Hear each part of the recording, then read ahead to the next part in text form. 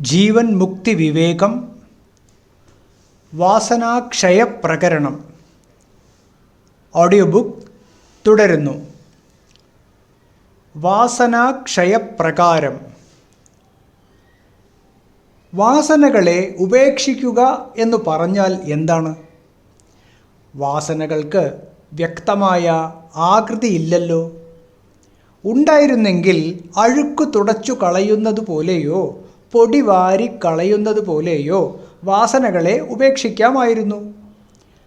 ഈ സംശയം സാരമില്ല. ഉപവാസം, ഉറക്കമിളയ്ക്കൽ മുതലായവ പോലെ വാസനാത്യാഗവും സാധ്യമാണ്. വിശപ്പും ഉറക്കവും സ്വാഭാവികമായി വന്നുചേരുന്ന അമൂർത്ത കാര്യങ്ങളാണ്. ഈ രണ്ടു കാര്യങ്ങളെയും തടഞ്ഞുകൊണ്ട് ഉപവസിക്കാനും ഉറക്കമിളയ്ക്കാനും എല്ലാവർക്കും കഴിയുന്നുണ്ടല്ലോ.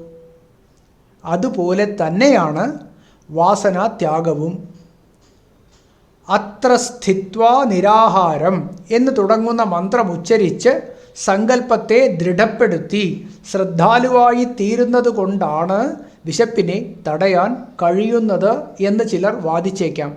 എന്നാൽ ഈ രൂപത്തിൽ തന്നെ വാസനകളെയും തടയാമല്ലോ. അങ്ങനെ തടയുന്നത് ശിക്ഷാർഹമാണെന്ന് ആരും വിധിച്ചിട്ടില്ലല്ലോ. ത്യാഗപ്രചോദകമായ പ്രൈഷമന്ത്രമുച്ചരിച്ച് മനസ്സിനെ വാസനാവിമുക്തമാക്കി ധീരമായി ഉറപ്പിക്കാൻ കഴിയുന്നതാണ്. വൈദിക മന്ത്രങ്ങൾ പഠിച്ചിട്ടില്ലാത്തവർ ഇക്കാര്യത്തിൽ മറ്റീശ്വരനാമങ്ങൾ ഉച്ചരിച്ച് സ്വന്തം ഭാഷയിൽ നിരോധസങ്കല്പം ശീലിക്കട്ടെ. ഉപവാസാദി കാര്യങ്ങളിൽ ചോറ്, കറി മുതലായ മൂർത്ത പദാർത്ഥങ്ങൾ ഉപേക്ഷിക്കാനുണ്ടല്ലോ എന്ന് ചിലർ ശങ്കിച്ചേക്കാം. വാസനാ നിരോധത്തിലും പൂമാല, ചന്ദനം, സ്ത്രീ മുതലായ മൂർത്ത പദാർത്ഥങ്ങൾ ഉപേക്ഷിക്കാവുന്നവയായുള്ളതുകൊണ്ട് രണ്ടും തുല്യം തന്നെ. ഇനിയും ഒരു സംശയം വരാം. ഉപവാസാദി സ്ഥലങ്ങളിൽ വിശപ്പ്, ഉറക്കം, ആലസ്യം ഇവയെ തടയാൻ പുരാണ കഥാശ്രവണം, ദേവപൂജ, നൃത്യം, ഗീതം, വാദ്യം മുതലായവ സഹായിക്കുന്നു. വാസനാ നിരോധത്തെ സഹായിക്കാൻ ഇതുപോലെ എന്തുണ്ട്? ഈ സംശയം സാരമില്ല. ആസുരവാസനകളെ നിരോധിക്കുന്നതിൽ സഹായിക്കാൻ മൈത്രി, കരുണ മുതലായ ദൈവവാസനകളുണ്ട്. ഇക്കാര്യം പതഞ്ജലി യോഗസൂത്രത്തിൽ ഇങ്ങനെ വിവരിക്കുന്നു. മൈത്രീ കരുണാമുദിതോപേക്ഷാണാം സുഖ ദുഃഖ പുണ്യാപുണ്യ വിഷയാണാം ഭാവനാതശ്ചിത്തപ്രസാദനം. ലോകത്തിൽ സുഖം, ദുഃഖം, പുണ്യം, പാപം എന്നിവയെ നേരിടുമ്പോൾ യഥാക്രമം മൈത്രി, കരുണ, സന്തോഷം, ഉപേക്ഷ എന്നിവയെ സമാശ്രയിച്ച് ആസുരവാസനകളെ തടയേണ്ടതാണ്. അങ്ങനെയായാൽ ചിത്തം സ്വാഭാവികമായി പ്രസന്നമായി തീരും. രാഗം, ദ്വേഷം, പുണ്യം, പാപം ഇവ നിമിത്തമാണ് ചിത്തം കലുഷമായി തീരുന്നത്. പതഞ്ജലി തന്നെ രാഗദ്വേഷങ്ങളെ നിർവചിച്ചിട്ടുണ്ട്. സുഖാനുശയീ രാഗ, സുഖത്തെ പിന്തുടരാനുള്ള പ്രേരണയാണ് രാഗം. ദുഃഖാനുശയീ ദ്വേഷ, ദുഃഖത്തെ ഉപേക്ഷിക്കാനുള്ള പ്രേരണ ദ്വേഷവും. ചിത്തവൃത്തികളിലൊന്ന് സ്വയം അനുഭവിക്കുന്ന സുഖത്തെ സദാ പിന്തുടർന്നുകൊണ്ടിരിക്കുന്നു. എനിക്കെല്ലാം സുഖകരമായി തീരണം എന്നാണ് കൊതി. ഇന്ന് വരെ കണ്ടിട്ടുള്ളതോ കേട്ടിട്ടുള്ളതോ ആയ സാമഗ്രികൾ കൊണ്ടൊന്നും ഈ ചിത്തവൃത്തിയെ പൂർണ്ണമായി തൃപ്തിപ്പെടുത്താൻ കഴിയുന്നതല്ല. അതിനാൽ തന്നെക്കാൾ സുഖം അനുഭവിക്കുന്നതായി തോന്നുന്ന മറ്റുള്ളവരെ കാണുമ്പോൾ ഈർഷ്യ, മാത്സര്യം തുടങ്ങിയ ആസുര സമ്പത്തുകൾ കൊണ്ട് ചിത്തം കലുഷമായി തീരുന്നു. ഇവിടെയാണ് സുഖാനുഭോക്താക്കളോട് മൈത്രി അഭ്യസിക്കേണ്ടത്. ഈ സുഖവാന്മാരൊക്കെ എൻ്റെ സുഹൃത്തുക്കളാണ് എന്ന് കരുതണം. മറ്റുള്ളവരുടെ സുഖം സ്വന്തം സുഖം പോലെയാണെന്ന് ഭാവന ചെയ്യാൻ കഴിയണം. അതോടെ രാഗജന്യമായ മതമാത്സര്യം കൊണ്ടുള്ള കാലുഷ്യം ചിത്തത്തിൽ നിന്നും അകലുന്നതാണ്. തനിക്ക് സമ്പത്തില്ലാതിരിക്കുമ്പോൾ ബന്ധുക്കളുടെ സമ്പത്ത് തൻ്റേതാണെന്ന് സ്നേഹമതികൾ കരുതാറില്ലേ? രാഗകാലുഷ്യം വിട്ടുമാറിയാൽ വർഷകാലം പിന്നിട്ട ശരത്കാല സരിത്തുപോലെ ഹൃദയം പ്രസന്നമായിത്തീരുന്നു. ഇതുപോലെ ഒരിക്കലും ഒരു ദുഃഖവും തനിക്ക് വന്നു ചേരരുത് എന്നിങ്ങനെ ദുഃഖത്തെ ഉപേക്ഷിക്കാനുള്ള പ്രേരണയും സദാ മനസ്സിനെ പിന്തുടരുന്നു. രോഗങ്ങൾ, ശത്രുക്കൾ, വന്യമൃഗങ്ങൾ ഇവയൊക്കെ ലോകത്തുള്ളിടത്തോളം ഈ മനോവൃത്തി സഫലമാകുന്നതല്ല. ദുഃഖഹേതുക്കളെ പൂർണ്ണമായി ശമിപ്പിക്കാൻ ഈ ലോകത്ത് ഒരിക്കലും സാധ്യമല്ല. അതുകൊണ്ട് ദുഃഖകാരണങ്ങളോടുള്ള വിദ്വേഷം ഹൃദയത്തെ സദാ പീഡിപ്പിച്ചുകൊണ്ടേയിരിക്കുന്നു. സഹജീവികളൊക്കെ തന്നെ പോലെയാണ്. അതുകൊണ്ട് താൻ ഭയപ്പെടുന്ന ദുഃഖമൊന്നും മറ്റാർക്കും ഉണ്ടാകാൻ ഇടവരരുത് എന്നിങ്ങനെ ദുഃഖിതരോടുള്ള കാരുണ്യഭാവം കൊണ്ട് ഹൃദയം നിറയണം. അതോടെ ഇതര ജീവികളോടുള്ള വിദ്വേഷം ഹൃദയത്തിൽ നിന്നും അകന്നുകിട്ടും. ശത്രുചിന്ത തന്നെ പാടേ അകലും. വിദ്വേഷം വിട്ടകലുന്ന ഹൃദയം അതീവ പ്രസന്നമായിത്തീരുന്നു. അതുകൊണ്ടാണ് സ്മൃതി ഉദ്ഘോഷിക്കുന്നത്, പ്രാണായഥാത്മനോഭീഷ്ടാഃ ഭൂതാനാമപി തേ തഥാ ആത്മൗപമ്യേന ഭൂതാനാം ദയാം കുർവന്തി സാധവഃ. പ്രാണൻ അവനവന് എന്തുമാത്രം പ്രിയപ്പെട്ടതാണോ അതുപോലെ പ്രിയപ്പെട്ടതാണ് എല്ലാ ജീവജാലങ്ങൾക്കും. അതുകൊണ്ട് സജ്ജനങ്ങൾ അവനവനിൽ എന്ന പോലെ എല്ലാ ജീവികളിലും ദയ ഉള്ളവരായിരിക്കുന്നു എന്ന്. ഈ ലോകത്ത് സകലരും സുഖിക്കണം, ആർക്കും ഒരു ദുഃഖവും ഉണ്ടാകരുത്, എല്ലാവരും എവിടെയും നല്ലത് കാണണം, ആർക്കും ഒരാപത്തും വരാൻ ഇടയാകരുത്. ഭാരതത്തിലെ ഋഷീശ്വരന്മാർ പ്രഖ്യാപിക്കുന്ന ജീവിത ആദർശങ്ങളാണല്ലോ ഇവയൊക്കെ. വസ്തുത ഇതാണെങ്കിലും മനുഷ്യൻ സ്വഭാവേന പുണ്യം ചെയ്യാൻ വിമുഖനാണ്. പാപം തന്നെ ചെയ്തുകൊണ്ടേയിരിക്കുന്ന എല്ലാവർക്കും പുണ്യഫലമായ സുഖം വേണം. പുണ്യം ചെയ്യാനൊട്ടൊരുക്കവുമില്ല. പാപം ചെയ്യുന്നു, പാപഫലം ആരും ഇഷ്ടപ്പെടുന്നുമില്ല. ഈ പുണ്യപാപ ചിന്ത മനുഷ്യ ഹൃദയത്തെ സദാ പശ്ചാത്താപ കലുഷമാക്കി തീർക്കുന്നു. ഞാൻ നന്മയാണോ ചെയ്തത്, അതോ ഞാൻ പാപമനുഷ്ഠിച്ചു? ഈ ചിന്ത വിട്ടുപോകാതെ മനസ്സിനെ പിടികൂടുന്നു. കിമഹം സാധുനാ കരവം കിമഹം പാപമകരവമിതി. തൈത്തിരീയോപനിഷത്ത്. പുണ്യപുരുഷന്മാരിൽ സദാ സന്തോഷത്തോടെ വർത്തിക്കുമെങ്കിൽ പുണ്യവാസന ദൃഢപ്പെടും. തുടർന്ന് തെറ്റുപറ്റാതെ പുണ്യമാർഗത്തിൽ ചരിക്കാനും കഴിയും. അതുപോലെ പാപികളുമായി കൂട്ടുചേരാതെ ഉപേക്ഷാഭാവം കൈക്കൊള്ളണം. അതോടെ പാപനിവൃത്തിയും ഉണ്ടാകും. ഇങ്ങനെയായാൽ പശ്ചാത്താപ നിവൃത്തമായി ചിത്തം പ്രസന്നമായി തീരും. സുഖികളുമായി സൗഹൃദം പുലർത്തുന്നതായാൽ രാഗം മാത്രമല്ല ഈർഷ്യ, അസൂയ തുടങ്ങിയ ഭാവങ്ങളും മാറിക്കിട്ടും. പരഗുണങ്ങളെ ദോഷമായി കാണാനും ചിത്രീകരിക്കാനുമുള്ള വാസനയാണ് അസൂയ. പരഗുണങ്ങൾ സഹിക്കാൻ കഴിയാതെ വരുന്നതാണ് ഈർഷ്യ. ഹൃദയം സൗഹൃദം കൊണ്ട് നിറയുമ്പോൾ പരസുഖം സ്വകീയ സുഖമായി തന്നെ കാണാൻ കഴിയും. അതോടെ അസൂയാദി ദോഷങ്ങൾ അകലും. ഇപ്രകാരം മറ്റു ദോഷങ്ങളും അകന്നു കിട്ടുമെന്ന് അറിയേണ്ടതാണ്. ദുഃഖികളിൽ കാരുണ്യം കൊള്ളുന്ന ഹൃദയം ശത്രുവധത്തിനും മറ്റും മുതിരാതെ വിദ്വേഷം വെടിയും. അങ്ങനെയായാൽ മറ്റുള്ളവരുടെ ദുഃഖത്തെ കണ്ടുകൊണ്ട് തൻ്റെ സുഖത്തിൽ അഭിമാനം കൊള്ളുന്ന സ്വഭാവം മാറിക്കിട്ടും. ദുരഭിമാനത്തെ ആസുര സമ്പത്തായിട്ടാണല്ലോ ഭഗവാൻ ഗണിക്കുന്നത്. ഞാൻ നിഗ്രഹാനുഗ്രഹ ശക്തനാണ്, എനിക്കെല്ലാ സമ്പത്തുമുണ്ട്, എനിക്കെന്തും ചെയ്യാൻ കഴിയും, ഞാൻ ബലവാനാണ്, സുഖിയാണ്, ആഢ്യനാണ്, ഉത്തമകുലജാതനാണ്, എനിക്ക് തുല്യനായി മറ്റാരുമില്ല. ഇത്തരം ഭാവനകളാണ് അഹങ്കാരത്തെ ജനിപ്പിക്കുന്നവ. കാരുണ്യഭാവന കൊണ്ട് ഇവയെല്ലാം അകന്നുകിട്ടും. പുണ്യകർമ്മങ്ങളിലും പുണ്യാത്മാക്കളിലും സന്തുഷ്ടി ഭാവന ചെയ്ത് ചിത്തപ്രസാദം നേടണമെന്ന് മുമ്പ് പറഞ്ഞുവല്ലോ. മറ്റുള്ളവരുടെ പുണ്യകർമ്മങ്ങളിൽ സന്തോഷം ഭാവന ചെയ്യുന്നത് ഫലത്തിൽ സ്വയം പുണ്യകർമ്മം ചെയ്യുന്നതിന് തുല്യമാണെന്നും പ്രസ്താവിച്ചു. എന്നാൽ ഈ പുണ്യവാസന യോഗിക്ക് ചേർന്നതല്ലല്ലോ. പുണ്യം മലിനമായ ശാസ്ത്രവാസനയിൽ പെടുമെന്ന് നേരത്തെ വിവരിച്ചിട്ടുമുണ്ടല്ലോ. ഈ സംശയം ശരിയല്ല. ഫലേച്ഛയോടുകൂടി ചെയ്യുന്ന യജ്ഞങ്ങളും ധർമ്മകർമ്മങ്ങളുമാണ് മലിനമെന്ന് മുമ്പ് വിവരിച്ചിട്ടുള്ളത്. ഫലേച്ഛയോടുകൂടി ചെയ്യുന്ന യജ്ഞങ്ങളും ധർമ്മകർമ്മങ്ങളുമാണ് മലിനം എന്നാണ് മുമ്പ് വിവരിച്ചിട്ടുള്ളത്. പുനർജന്മത്തിന് കാരണമായി തീരുന്നു എന്നുള്ളതാണ് അവയുടെ മലിനത്വം. യോഗികൾ അഭ്യസിക്കുന്ന പുണ്യകർമ്മം അങ്ങനെയുള്ളതല്ല. ഇത് ഫലേച്ഛയോടുകൂടിയ പുണ്യത്തിലോ പാപത്തിലോ ഉൾപ്പെടുന്നതല്ല. യോഗാഭ്യാസത്തെ ദൃഢപ്പെടുത്തുന്നതും ചിത്തശുദ്ധിയെ വർദ്ധിപ്പിക്കുന്നതുമായ ഈ പുണ്യം ജന്മാന്തരത്തിന് ഹേതുവായി ഭവിക്കുന്നില്ല.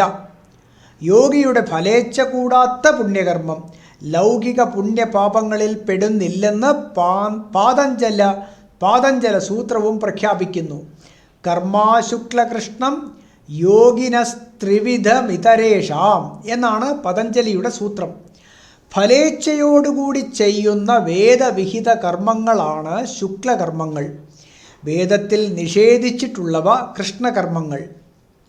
രണ്ടും ഇടകലർന്നു വരുന്നതാണ് മിശ്രകർമ്മം. ഈ 3 വിധ കർമ്മങ്ങളും യോഗികളല്ലാത്ത സാധാരണ ലൗകികന്മാർക്ക് സംഭവിക്കുന്നവയാണ്. ഒരിക്കൽ കൂടി വായിക്കാം. വേദവിഹിത കർമ്മങ്ങളാണ് ഫലേച്ഛയോടുകൂടി ചെയ്യുന്ന വേദവിഹിത കർമ്മങ്ങളാണ് ശുക്ലകർമ്മങ്ങൾ. വേദത്തിൽ നിഷേധിച്ചിട്ടുള്ളവ കൃഷ്ണകർമ്മങ്ങൾ. രണ്ടും ഇടകലർന്നു വരുന്നതാണ് മിശ്രകർമ്മം. ഈ 3 വിധ കർമ്മങ്ങളും യോഗികളല്ലാത്ത സാധാരണ ലൗകികന്മാർക്ക് സംഭവിക്കുന്നവയാണ്. ഇവ 3ഉം 3 തരം ജന്മങ്ങൾക്ക് കാരണങ്ങളായി ഭവിക്കുന്നു. ശങ്കരശിഷ്യോത്തംസമായ സുരേശ്വരാചാര്യർ നൈഷ്കർമ്മ്യസിദ്ധി എന്ന കൃതിയിൽ ഇക്കാര്യം വെളിപ്പെടുത്തിയിട്ടുണ്ട്.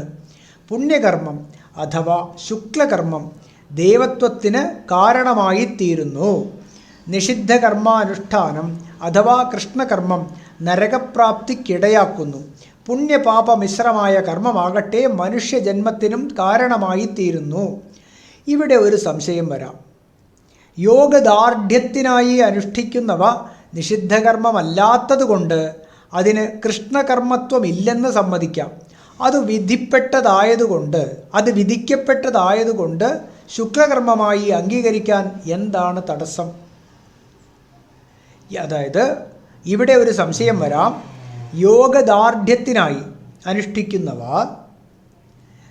നിഷിദ്ധകർമ്മമല്ലാത്തതുകൊണ്ട് അതിന് കൃഷ്ണകർമ്മത്വമില്ലെന്ന് സമ്മതിക്കാം. അത് വിധിക്കപ്പെട്ടതായതുകൊണ്ട് ശുക്ലകർമ്മമായി അംഗീകരിക്കാൻ എന്താണ് തടസ്സം? പറയാം. കാമ്യകർമ്മമല്ലാത്തതുകൊണ്ട് അത് ശുക്ലകർമ്മമായി പരിഗണിക്കപ്പെടുന്നില്ല. കാമ്യകർമ്മമല്ലാത്തതുകൊണ്ട് അത് ശുക്ലകർമ്മമായി പരിഗണിക്കപ്പെടുന്നില്ല. യാതൊരു ലൗകിക ഫലവും കൊതിച്ചുകൊണ്ടല്ലല്ലോ യോഗം അഭ്യസിക്കുന്നത്. അതുകൊണ്ട് യോഗദാർഢ്യത്തെ മാത്രം ലക്ഷ്യമാക്കി ശുക്ലകൃഷ്ണ കർമ്മങ്ങളിൽ പെടാത്ത പുണ്യകർമ്മം യോഗികൾക്ക് അനുഷ്ഠിക്കാവുന്നതാണ്. അപ്പോൾ ഈ നിയമം അനുസരിച്ച് പുണ്യാത്മാക്കളിൽ സന്തുഷ്ടി പ്രകടിപ്പിച്ചുകൊണ്ട് യഥോചിതം യോഗികൾക്കും പുണ്യകർമ്മങ്ങളിൽ പ്രവർത്തിക്കാമല്ലോ എന്നാണെങ്കിൽ നിശ്ചയമായും പ്രവർത്തിക്കട്ടെ. മൈത്ര്യാദി ഗുണഭാവന കൊണ്ട് ചിത്തം സദാ പ്രസന്നമാക്കി വയ്ക്കുന്നവരാണല്ലോ യോഗികൾ. സുഖം, ദുഃഖം, പുണ്യം, പാപം എന്നീ 4 വിഷയങ്ങളിൽ യഥാക്രമം മൈത്രി, കരുണ, മുദിത, ഉപേക്ഷ എന്നീ 4 അഭ്യസിച്ച് ചിത്തത്തെ സദാ പ്രസന്നമാക്കി വയ്ക്കാനാണ് പതഞ്ജലി നിർദ്ദേശിക്കുന്നത്. എന്നാൽ ഈ 4 മറ്റെല്ലാ ഗുണങ്ങളുടെയും സൂചകങ്ങളാണ്. ഗീത 16-ാം അധ്യായത്തിൽ ഭഗവാൻ വിവരിക്കുന്ന അഭയം സത്വസംശുദ്ധി എന്ന് തുടങ്ങിയ ദൈവീ സമ്പത്ത് 13-ാം അധ്യായത്തിൽ അമാനിത്വം, അദംഭിത്വം എന്ന് തുടങ്ങി വിവരിക്കുന്ന ജ്ഞാനോപായങ്ങൾ, സ്ഥിതപ്രജ്ഞൻ, പ്രിയഭക്തൻ, ഗുണാതീതൻ എന്നിവരുടെ സ്വഭാവങ്ങൾ വിവരിക്കുമ്പോൾ വെളിപ്പെടുന്ന ധർമ്മങ്ങൾ എന്നിവയെല്ലാം ഒരു യോഗി നിരന്തരം അഭ്യസിച്ച് ചിത്തപ്രസന്നത നേടേണ്ടതാണ്. മേൽ പറഞ്ഞവയെല്ലാം ശുഭവാസനകളായതുകൊണ്ട് അവ എല്ലാ മലിനവാസനകളെയും ചിത്തത്തിൽ നിന്നും പുറന്തള്ളുന്നതാണ്. ഇവിടെ ഒരു സംശയം വരാം. അസംഖ്യം ശുഭവാസനകൾ ഉണ്ടല്ലോ, ഇവയെല്ലാം ഒരാൾക്ക് എങ്ങനെ അഭ്യസിക്കാൻ കഴിയും? അവയെല്ലാം ഒരാൾക്ക് അഭ്യസിക്കുന്നത് നിരർത്ഥകവുമാണ്. ഈ സംശയം പ്രസക്തമല്ല. മലിനവാസനകൾ അനന്തമാണ്, അതുപോലെ ശുഭവാസനകളും. എല്ലാ മലിനവാസനകളും ഒരാളിൽ ഉണ്ടായിരിക്കേയില്ല. അതുകൊണ്ട് അവയെ ഒഴിവാക്കാനുള്ള എല്ലാ ശുഭവാസനകളും ഒരാൾ തന്നെ അഭ്യസിക്കുക എന്ന പ്രശ്നം ഉദിക്കുന്നതില്ല. വൈദ്യശാസ്ത്രം നിരവധി ഔഷധങ്ങൾ നിർദ്ദേശിക്കുന്നുണ്ട്. അവയെല്ലാം ഒരാൾ തന്നെ സേവിക്കണമെന്നാരും പറയുന്നില്ലല്ലോ. രോഗങ്ങളെല്ലാം ഒരാളിൽ തന്നെ സംഭവിക്കാറുമില്ല. അപ്പോൾ ആർക്ക് എന്ത് രോഗമാണോ ഉള്ളത് അയാൾ ആ രോഗത്തിനുള്ള മരുന്ന് സേവിക്കേണ്ടതാണ്. അതുപോലെ സത്യാന്വേഷിയായ സാധകൻ ആദ്യം സ്വന്തം ചിത്തത്തെ അന്തർമുഖമാക്കി പരീക്ഷിച്ച് അവിടെ എന്തെല്ലാം മലിനവാസനകളാണുള്ളതെന്ന് കണ്ടെത്തണം. ഏതെല്ലാം മലിനവാസനകളാണോ ഉണ്ടെന്ന് തെളിയുന്നത് അവയെ ഒഴിവാക്കാനുള്ള ശുഭവാസനകൾ തിരഞ്ഞെടുത്ത് അഭ്യസിക്കണം. പുത്രമിത്ര കളത്രാദി ബന്ധുക്കളാൽ നിരന്തരം പീഡിതനാകുന്ന വിരക്തൻ ആ പീഡ ഒഴിവാക്കി കിട്ടാൻ പരിവ്രജനത്തിൽ ഏർപ്പെടുന്നത് പോലെ വിദ്യാമതം, ധനമതം, കുലാചാരമതം തുടങ്ങിയ മലിനവാസനകൾ കൊണ്ട് പീഡിതനാകുന്നവൻ അവയ്ക്കെതിരായ ശുഭവാസനകളെ വിവേകപൂർവ്വം അഭ്യസിക്കണം. വാസിഷ്ഠത്തിൽ ജനകൻ ഈ വിവേകം അഭ്യസിക്കുന്നത് നോക്കുക. അദ്യ യേ മഹതാം മൂർധ്നി തേ ദിനൈർനിപതന്ത്യതഃ. അദ്യ യേ മഹതാം മൂർധ്നി തേ ദിനൈർനിപതന്ത്യതഃ. ഹന്ത ചിത്തമഹത്തായാം കൈഷാ വിശ്വസ്തതാ തവ. ഇന്നത്തെ ഉന്നതന്മാർ നാളെ പതിച്ച് നിസ്സാരന്മാരായി മാറുന്നു. അല്ലയോ ചിത്തമേ, നിന്റെ മഹത്വത്തെ എങ്ങനെ വിശ്വസിക്കാനാണ്? ചക്രവർത്തിമാരുടെ ലോകങ്ങളും ബ്രഹ്മാവിൻ്റെ ധനസമ്പത്തുമൊക്കെ നഷ്ടപ്പെടുന്നതായി കാണുന്നുണ്ടല്ലോ. കോടിക്കണക്കിൽ ബ്രഹ്മാക്കൾ കഴിഞ്ഞുപോയിരിക്കുന്നു. സ്വർഗ പരമ്പര തന്നെ പ്രത്യക്ഷപ്പെട്ട് മറഞ്ഞു കഴിഞ്ഞിരിക്കുന്നു. പൊടിപടലങ്ങൾ പോലെ ചക്രവർത്തിമാർ വന്നു മറയുന്നു. ഈ ജീവിതത്തിന് എന്ത് സ്ഥിരതയാണ്? കണ്ണടച്ചു തുറക്കുന്നതിന് മുൻപ് ജഗത്തിനെ ഉണ്ടാക്കി മറയ്ക്കാൻ കഴിവുള്ള ധീരപുരുഷന്മാർ പോലും അതിവേഗം കാലയവനിക്കുള്ളിൽ തിരോഭവിക്കുന്നു. ഈ ജീവിതത്തിന് സ്ഥിരത എവിടെ? വിവേകപൂർണങ്ങളായ ഇത്തരം ചിന്തകൾ കൊണ്ട് ധനവിദ്യാ കുലം മതാദി ദോഷങ്ങൾക്ക് പരിഹാരം കാണേണ്ടതാണ്. ഇവിടെ ഒരു സന്ദേഹം വരാം. ഇത്തരം വിവേകങ്ങൾ തത്വജ്ഞാനത്തിന് മുൻപ് ഉണ്ടാകേണ്ടവയല്ലേ? നിത്യാനിത്യ വസ്തു വിവേകം തുടങ്ങിയ ഉപായങ്ങൾ അഭ്യസിച്ചുറപ്പിക്കാതെ ബ്രഹ്മജ്ഞാനം സാധ്യമല്ലല്ലോ. ഇവിടെയാകട്ടെ ബ്രഹ്മജ്ഞാനം നേടിക്കഴിഞ്ഞ ശേഷം ജീവൻ മുക്തിക്കായി വാസനാക്ഷയം ലക്ഷ്യമാക്കിയുള്ള ഉപായങ്ങളാണല്ലോ ചർച്ച ചെയ്യാൻ ആരംഭിച്ചത്. പിന്നെ എന്താണ് സന്ദർഭത്തിന് യോജിക്കാത്ത വിധം അതും ഇതും പറയുന്നത്? ഈ സംശയം സാരമില്ല. നിത്യാനിത്യ വസ്തു വിവേകാദി സാധനാചതുഷ്ടയ സമ്പന്നനായി കഴിഞ്ഞ ശേഷമേ ബ്രഹ്മജ്ഞാനമുള്ളൂ എന്നത് സർവ്വസാധാരണവും പ്രൗഢവുമായ രാജമാർഗമാണ്. ചിലർക്കാകട്ടെ പൂർവ്വപുണ്യ പരിപാകം കൊണ്ട് ആകാശത്തിൽ നിന്നും കനി വീഴും പോലെ തത്വജ്ഞാനമുണ്ടാകാറുണ്ട്.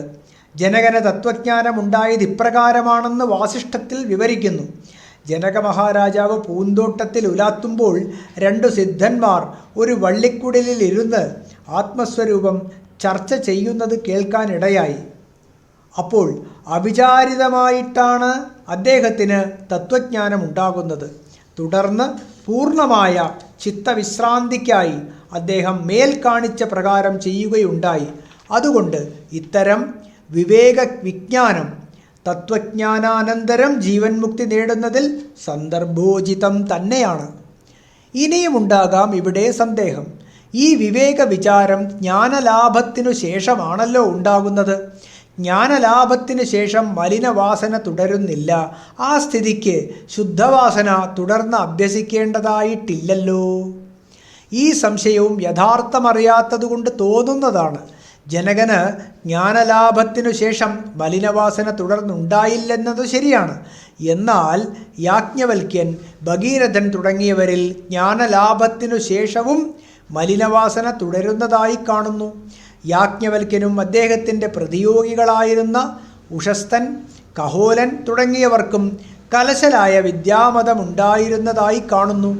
അവരെല്ലാം സ്വന്തം വിജയങ്ങളിൽ അഭിമാനം കൊണ്ട് സംസാരിക്കുക പതിവായിരുന്നു. ഇവിടെ യാജ്ഞവൽക്യനും മറ്റും യഥാർത്ഥത്തിൽ ബ്രഹ്മവിദ്യ ഉണ്ടായിരുന്നില്ലെന്ന് കരുതിക്കൂടെ? അങ്ങനെ കരുതിക്കൂടാ. സംഭാഷണവേളയിൽ അവരുടെ ചോദ്യോത്തരങ്ങൾ തികച്ചും ബ്രഹ്മപ്രതിപാദകങ്ങളായിട്ടാണല്ലോ കാണുന്നത്. ചോദ്യോത്തരങ്ങൾ ബ്രഹ്മപ്രതിപാദകങ്ങളായിരുന്നെങ്കിലും അവർ അവ്യക്തമായി മാത്രമേ തത്വം ഗ്രഹിച്ചിരുന്നുള്ളൂ. അവർക്ക് വ്യക്തമായ ബ്രഹ്മജ്ഞാനം ഉണ്ടായിരുന്നില്ല എന്ന് കരുതിക്കൂടെ? ഈ ധാരണയും ശരിയല്ല.